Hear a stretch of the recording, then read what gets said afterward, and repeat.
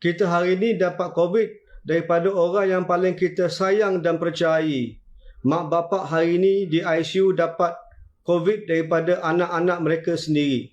We are now getting COVID infection from the people that we care and we trust the most. Sedang kita letih dengan lesu dengan berbagai SOP dan polisi yang bertukar-tukar, COVID sudah tukar belang dia.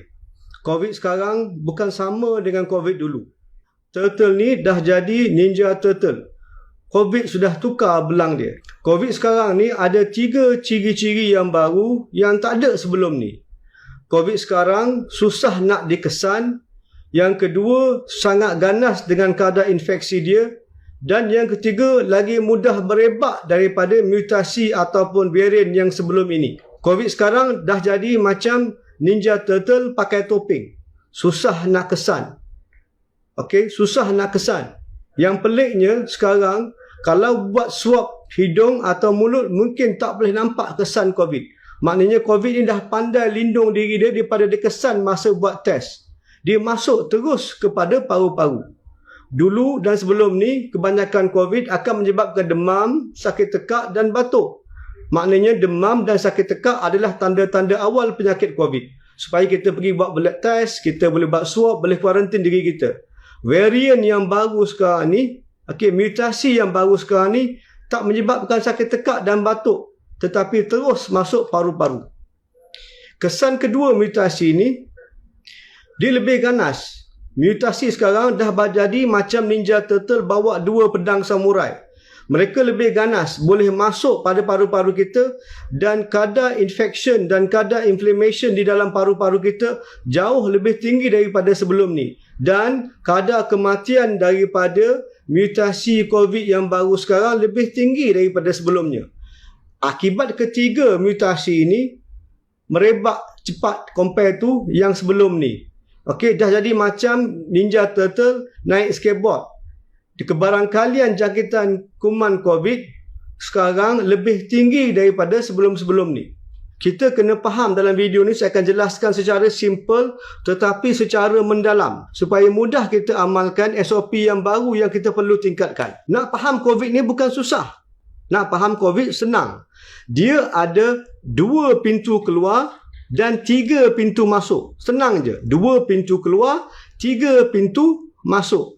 COVID ni keluar daripada orang pergi orang lain, ada 2 pintu keluar saja. Satu hidung dan satu mulut. Okey, jadi air hidung, air liur yang keluar daripada hidung ataupun mulut adalah source of infection, adalah sumber infection. Tak ada sumber lain. Okey, dan pintu masuk COVID kena ke orang pula ada 3. Ada mata, ada hidung, ada mulut. Okey, jadi kita describe, kita tengok macam mana dia boleh pergi. Okey, cara pertama infection COVID ni boleh kena bila keluar, okey, daripada pintu keluar kita, daripada hidung, daripada mulut, keluar air liur, kena dekat tangan kita.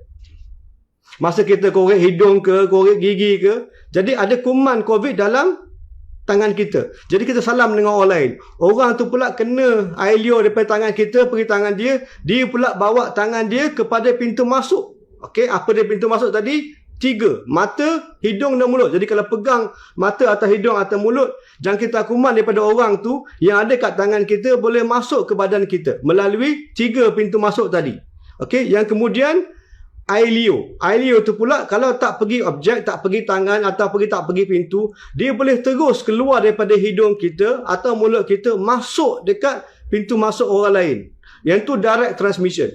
Dia ada 2 benda nama dia. Ada satu air liur yang besar yang kita nampak. Yang ni mode yang paling common. Cara yang paling common untuk kena jangkitan kuman COVID. Air liur besar kita panggil droplet. Yang kedua pula air liur yang kecil yang aerosol macam saya bincang hari tu.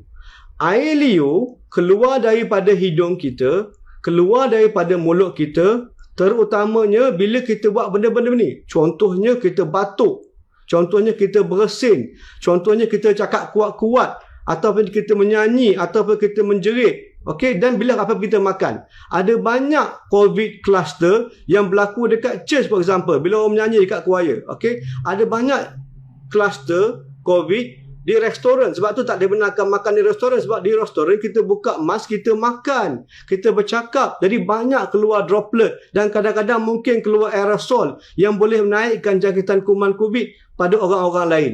Sekarang saya nak tunjuk video macam mana mekanisme dia bila kita batuk, kita bersin, konsep droplet dengan aerosol tu. Okey, sekarang kita boleh tengok. Engkau tengok mamat ni bersin kuat. Bila mamat ni bersin kuat, banyak keluar air liur. Banyak air liur yang terbang, betul tak? Sekarang ni nampak air liur yang terbang tu yang besar. Yang ni panggil droplet. Dia tahan dekat udara dekat 1.5 meter je. Lepas 1.5 meter, dia akan jatuh ke bawah. Okey, sebab tu kita distance 1.5 meters. Tetapi dalam masa yang sama, tengok video tu. Selain daripada droplet air liur besar, ada banyak air liur yang kecil-kecil. Air liur yang kecil-kecilnya nama dia aerosol. Dia akan tahan di udara. Dia akan terbang dekat udara beberapa minit sampai berpuluh-puluh minit pun ada. Terpulang dengan kadar situasi perkitaran udara dalam masa tu. Bukan setakat batuk dan bersin saja. Sekarang kita cuba tengok. Mamat ni cakap kuat-kuat. Dia cakap jerit-jerit antara sama satu tak pakai mask. Bila cakap kuat-kuat pun, bila jerit kuat-kuat pun, banyak juga keluar air liur yang besar. Yang tu kita nampak kan. Tapi banyak juga keluar aerosol ataupun air liur yang kecil-kecil yang ada kemungkinan boleh menyebabkan kadar infection walaupun dalam satu bilik dan jarak yang jauh. Okey? Tengok balik video ni, nampak tak? Okey? Dalam contoh video ni, satu bilik ada 10 orang. Salah satu orang tu batuk. Okey? Dia batuk kuat. Tak pakai mask, dia batuk kuat. Lepas dia batuk, ada banyak keluar. Okey, yang warna hijau dan warna kuning adalah air liur yang besar. Air liur yang besar tu tak pergi jauh. Dia pergi 1 meter, 1.5 meter, lepas tu dia jauh. Dia jatuh. Betul tak? Yang merah-merah ni, yang kita panggil dia aerosol. Yang kita panggil dia air liur yang makroskopik. Dia boleh tahan di udara beberapa minit. Sampai 5, 10, 20 minit pun ada. Tetapi, jarak dia bergantung dengan perkitaran udara dan bergantung dengan berapa ramai orang dalam bilik tu yang cakap-cakap. Tengok sekali lagi. Yang merah ni aerosol. Okey? Dia boleh tahan dalam bilik sampai 20 minit. Jadi kalau classroom ke, tuition center ke, budak-budak takkan mask, tak pakai mask, dia batuk, dia bersin, cakap kuat-kuat, ada kemungkinan aerosol ni akan menyumbangkan kadar infection. Saya bagi tips sekarang. Tengok video ni. Apa yang berlaku dengan aerosol yang bintik-bintik hijau tu. Bila buka je pintu, bila buka je tingkap, semua aerosol tu akan perlahan-perlahan keluar dan hilang daripada bilik. Ini contoh apa yang saya akan bincangkan dalam video berikutnya. Macam mana kita nak kurangkan infection. Okay? Thank you.